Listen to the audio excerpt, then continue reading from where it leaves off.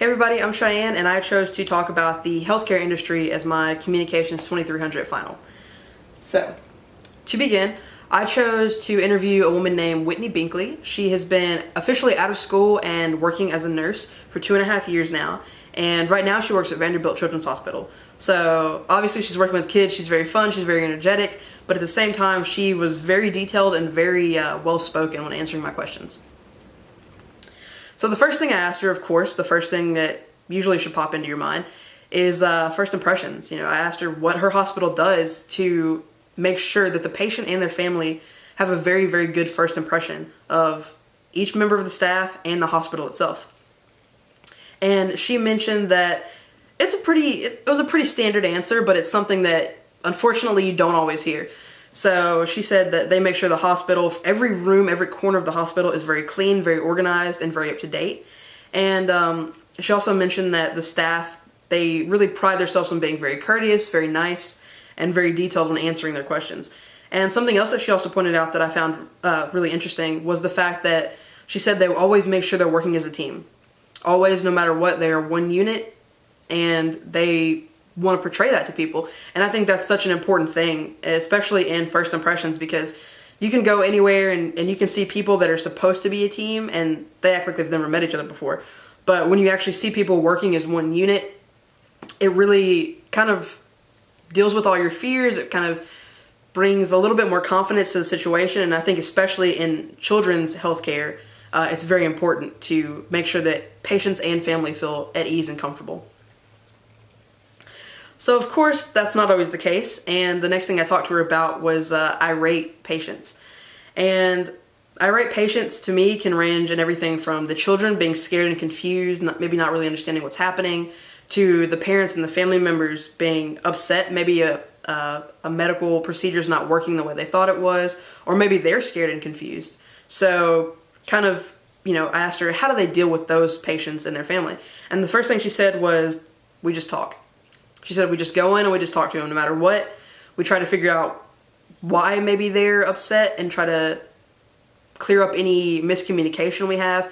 She said the next step would be to have actually the primary care physician come in theirself and speak to the patient and their family. And then she said basically after that, if anyone is being verbally or physically threatening, that's when and only then would they employ security to come in. And again, the entire time, even if security comes in, they're still trying to talk to them, try to figure out what's going on. The next section, I just chose verbal and nonverbal communication as the broad spectrum, but I chose 3 subtopics in that. The first one was physician-to-physician communication. One of the things that I read while I was researching was that physician-to-physician communication isn't at its peak right now. It's not very good. And so, for example, one of the problems might be that a patient has multiple physicians and the primary care physician will run some tests. They'll send out those results to the secondary care physician. The secondary will take some more tests and do some more things, and maybe they won't send those results back to the primary. So there's a little bump in communication right there, and that can go anyway. That can be the secondary's fault, the primary, the nurse, anybody involved in the process with this patient. And so I asked her what her hospital is doing to help stop that. And one of the things that she mentioned that I thought was really interesting was a concept they call rounding. And rounding is basically twice a day. There's a meeting held at her hospital, and nurses, primary, secondary, tertiary, whoever the care physicians are, anybody else that's involved in this particular patient's medical procedures, and the patient themselves and their family actually all come together and have a meeting twice daily. And they discuss any problems they might have, they discuss any questions, they try to kind of explain the schedule for the patient's care. They'll do everything at these meetings that they can possibly do to keep very open and very clear communication, which I think is extremely important. One of the next things I asked her about was patient-to-physician communication. And one of the first things she pointed out that I thought was extremely important, actually was, I don't really think about it, to be honest, but it's the fact that it is a new generation. So there are a lot of different ways that we communicate with our doctors and that our doctors communicate with us. And so she pointed out that now more than ever, social media is being used between doctors and patients. in order to set up appointments, to discuss side effects of medication, things like that. And they're also using apps to, again, schedule appointments, talk about side effects, ask any questions they might have. So I think that was a really good thing to point out, because even 10 years ago, that wasn't really an option in the healthcare industry. So I think that's just another way to show how communication is being morphed to the new generation.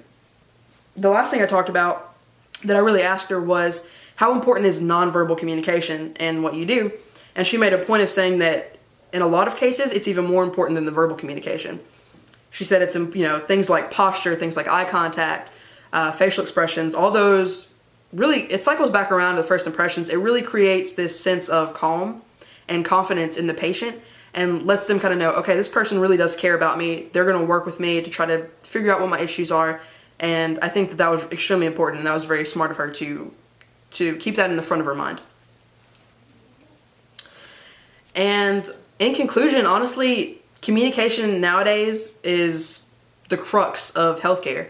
Without communication, there's no healthcare. There's nothing good is going to happen, as I said. And I think that, especially now that we have things like rounding, now that there's social media and there are apps to help build on that communication, especially with all the discoveries being made in the healthcare field, so many good things are going to come out of this better understanding and this stronger ability to communicate in this industry.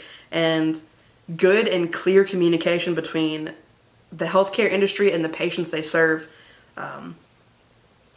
it's literally going to save lives. So, thank you.